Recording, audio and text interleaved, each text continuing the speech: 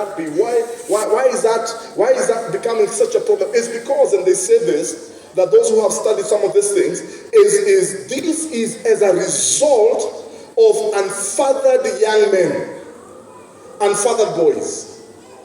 So boys who are growing up, and there are different scenarios on this, either without a father at home, all right?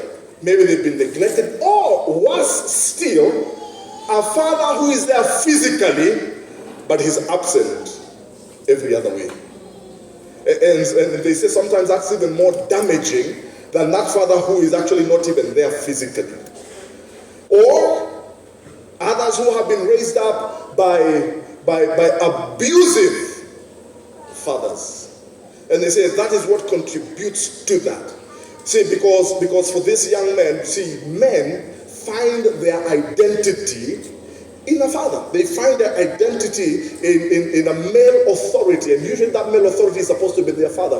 Even if it is not their biological father, they have to find a male authority, somebody who they click with. You know, the Bible says, deep calls unto deep. There's something that happens, a transaction that happens when a young boy, when a young man finds another male figure. And that's how they begin to derive their identity. So what happens is that these boys, when they're growing up in that kind of a disadvantaged state, and there's no man, or maybe an abusive father, or a father maybe who walked out on them, they grow up with a sense of inferiority complex. They grow up with a sense of rejection.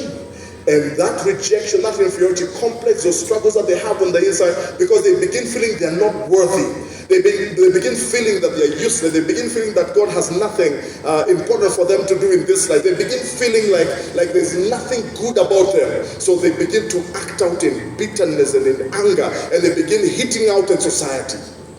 And that is why we find many of these young men, sometimes you'll be shocked. You go to some of our prison systems, they are filled with young men. And I know some of you do prison ministry.